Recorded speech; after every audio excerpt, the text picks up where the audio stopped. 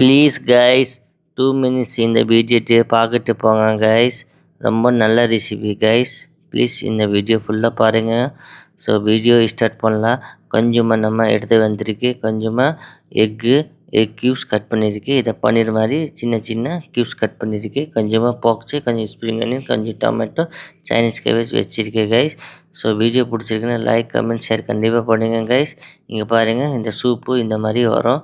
Okay, so இங்கே பாருங்கள், பார்க்கறதுக்கு ரொம்ப நல்லாயிருக்கும். ரொம்ப டேஸ்டியாக இருக்குது. வேறு லெவலில் இருக்குது கைஸ்.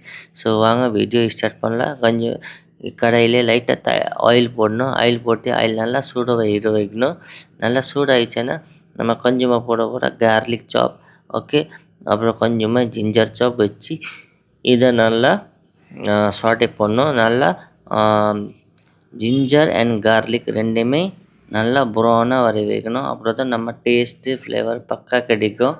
ஓகே, ஸோ இதை மாதிரி நான் கார்லிக் அண்ட் ஜிஞ்சர் ரெண்டுமே, ஜிஞ்சர் கம்மியாக போடணும். ஜாஸ்தி போட்டோம்னா கசக்கும்.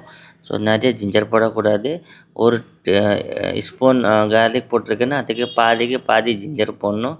ஓகே, அப்புறம் தான் நம்ம டேஸ்ட்டு பக்கா கிடைக்கும். கொஞ்சமாக தண்ணி போட்டிருக்கு, ப்ளெயின் வாட்டர் போட்டிருக்கு கைஸ். இதில் நம்ம வெஜிடபிள் போட்டு போகிறோம். ஸோ இதில் நம்ம egg soup, okay, no chicken, only egg. இங்கே பாருங்கள், தக்காளி போட்டிருக்கு, கொஞ்சமாக சைனீஸ் கேபேஜ் போட்டிருக்கு, கொஞ்சமாக இப்போ நம்ம போட்டு போகிறோம் எக்கு, கொஞ்சமாக பாக்ஸு, எக்கு சின்ன சின்ன கட் பண்ணியிருக்கு, எக் கூட நான் போட்டிருக்கு. எல்லாமே போட்டு இதை நல்லா பாயில் வர வைக்கணும். ஓகே, ஸோ வீடியோ நீங்கள் இந்த ஊரில் நம்ம வீடியோ பார்க்குறீங்க கண்டிப்பாக கமெண்ட்ல சொல்லுங்கள் கைஸ். நம்ம வீடியோ இந்த ஊர் போகுது சென்னையில். ப்ளீஸ் சப்போர்ட் காமிங்க. உங்களுக்கு ஊர் பேர் கண்டிப்பாக கமெண்ட் பாக்ஸில் போடுங்க கைஸ். அண்ட் நெக்ஸ்ட் இந்த ரெசிபி உங்களுக்கு வேணும் கண்டிப்பாக அதை கூட கமெண்ட்லேயே போடுங்க. ஓகே, ஸோ வீடியோ பிடிச்சிக்கிட்டா கண்டிப்பாக ஒரு லைக் அண்ட் ஒரு ஷேர் பண்ணி கொடுங்க. இங்கே பாருங்கள், கொஞ்சமாக நம்ம போட்டிருக்கு சால்ட்டு, நம்ம தேவையான சால்ட் போட்டிருக்கு. கொஞ்சமாக நம்ம போட்டிருக்கு வெஜிடபிள் ப்ராத் பவுடர், கொஞ்சமாக வெஜிடபிள் ப்ராத் பவுடர் போட்டு இதை மாதிரி நல்லா மிக்ஸ் பண்ணோம்.